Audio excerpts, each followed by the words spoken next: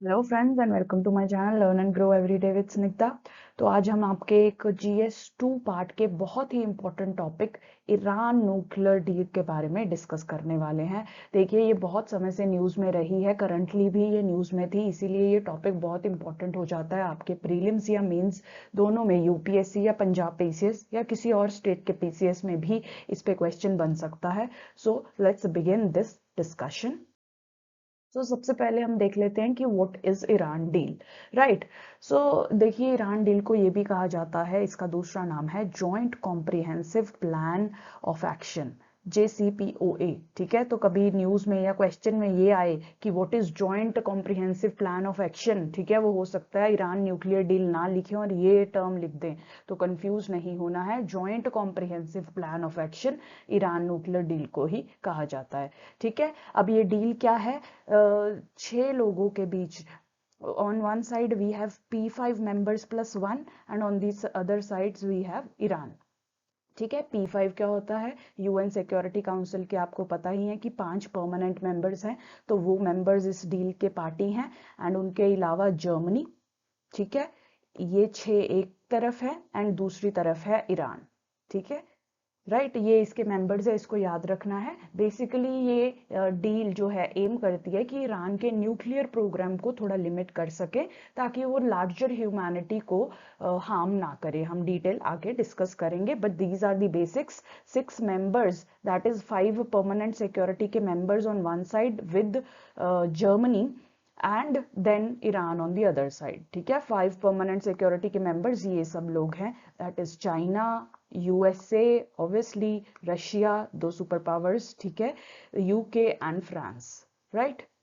So that was the basic composition. Now देखिए, timeline देखिए, 2015 में पहली बार ये डील साइन की गई थी, राइट। तब ये माना जा रहा था कि ईरान को न्यूक्लियर प्रोलिफरेशन के रोकने के लिए ये एक बेस्ट वे आउट है। पर देखिए, जब 2018 आया, US में ट्रम्प एडमिनिस्ट्रेशन वाज देयर, पर इन्होंने डिसाइड किया कि ये इस डील से खुश नहीं हैं।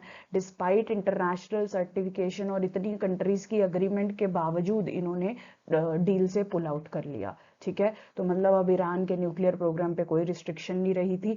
दे wanted to proliferate in unlimited manner. तो इसीलिए देखिए, पोस्ट 2018 ईरान ने अपना री इनरिचमेंट प्रोग्राम स्टार्ट कर दिया। पहले वो लिमिटेड वे में जा रहे थे, अब they had no limits on them, right.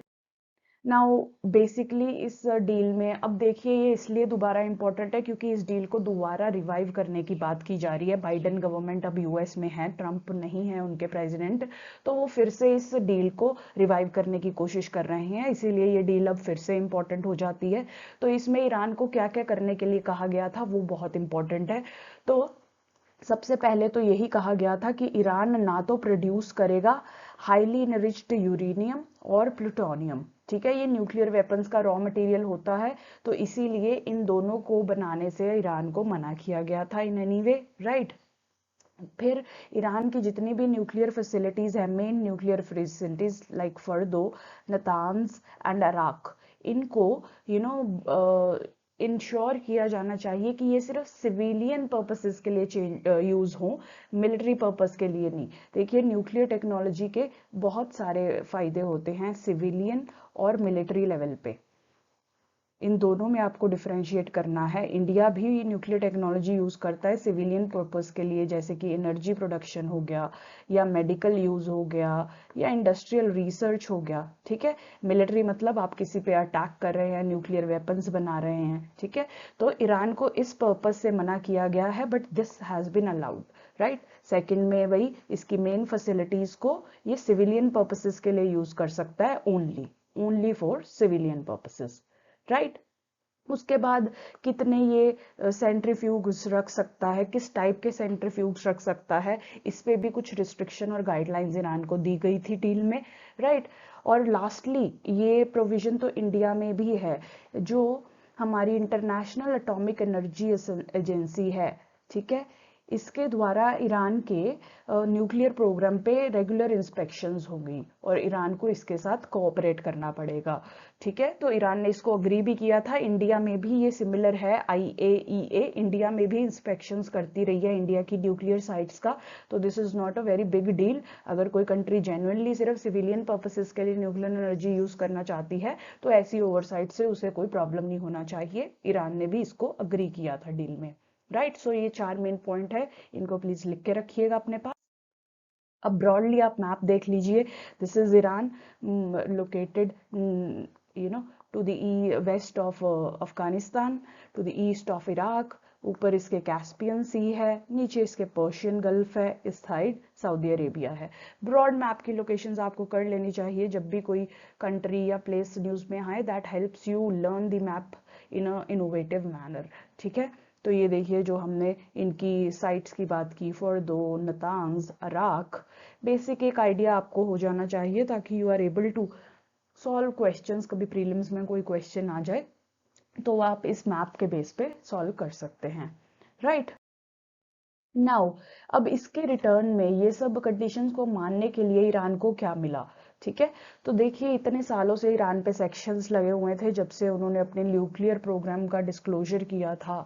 तब से EU, यूनाइटेड नेशंस, US, ये सब लोग इनसे ट्रेड नहीं कर रहे थे या किसी और कंट्री को करने नहीं दे रहे थे। इकोनॉमिक सैंक्शंस आप समझते हैं ना कि उनके साथ ट्रेड नहीं किया जाएगा, उनके साथ इकोनॉमिक एक्सचेंजेस बंद कर दिए जाते हैं। नॉर्थ कोरिया के साथ भी आप देखिए आज की डेट में यही चलता है। आउटसाइड वर्ल्ड के साथ उसका कम्युनिकेशन लिंक बहुत वीक है क्योंकि उस पर रेगुलर सैंक्शंस इम्पोज्ड हैं।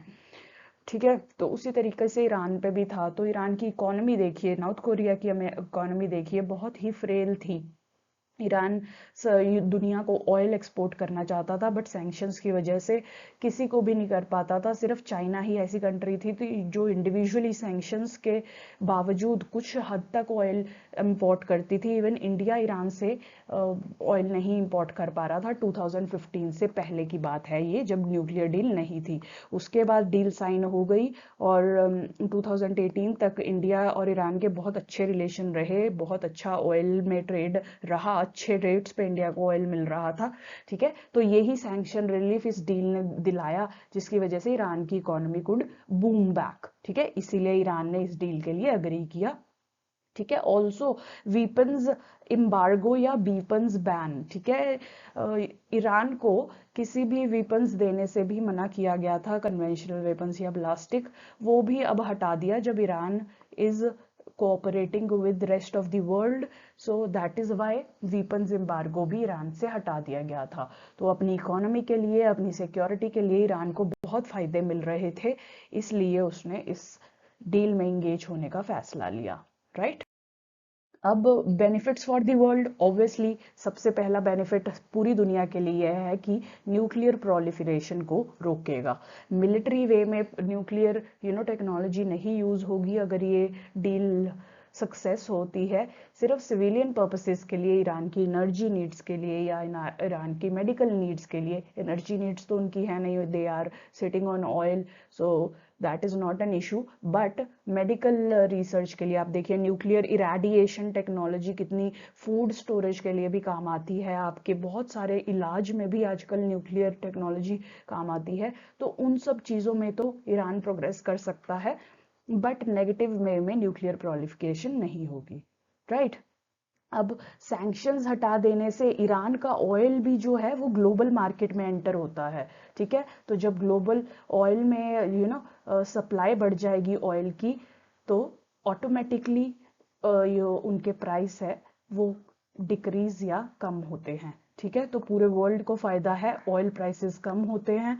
ऑयल प्राइसेस अगर कम हो तो एवरीवेयर यू सी, देखिए ऑयल ट्रांसपोर्टेशन में यूज होता है, ठीक है, एनर्जी प्रोडक्शन में यूज होता है। So these are two main areas of your economy और ट्रेड या मूवमेंट ऑफ गुड्स।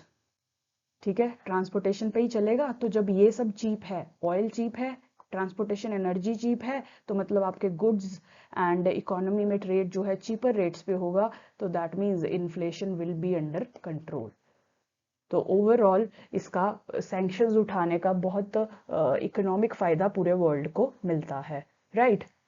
और उसके बाद ऑब्वियसली ईरान की इकोनॉमी भी रिवाइव होगी, ठीक है। डील से पहले उनको रिसेशन सफ़र करनी पड़ रही थी, करेंसी डेप्रिसिएशन, इन्फ्लेशन सफ़र करनी पड़ रही थी, बट डील के बाद इन्फ्लेशन कंट्रोल हुई, उनके जो एक्सपोर्ट्स वगैरह है वो बढ़ने लग गए। तो इससे क्या होता है, ईरान के लोगों को भी फ़ायदा है, ईरान में टेररिज्म या नेगेटिव एनर्जी जो है वो नहीं जनरेट होगी। अगर एक कंट्री वेल टू डू है, अगर अच्छा परफॉर्म करेगी इकोनॉमिकली और सोशली, तो फिर ऐसे इविल्स जनरेट नहीं होते। जब जब कंट्री क्राइसिस में होती है तब इविल्स जनरेट होने लगते हैं। तो ईरान का स्टेबल होना पूरी दुनिया के लिए एक स्टेबल और अच्छी बात है। तो ये सब बेनिफिट्स पूरी दुनिया को इस डील से मिलेंगे। So these are very important. This was all for this video. If you like, please like and subscribe my channel. मैं हर Wednesday, Sunday, Saturday videos post करती हूँ on UPSC and Punjab PCS relevant videos की। So keep watching. Thank you so much.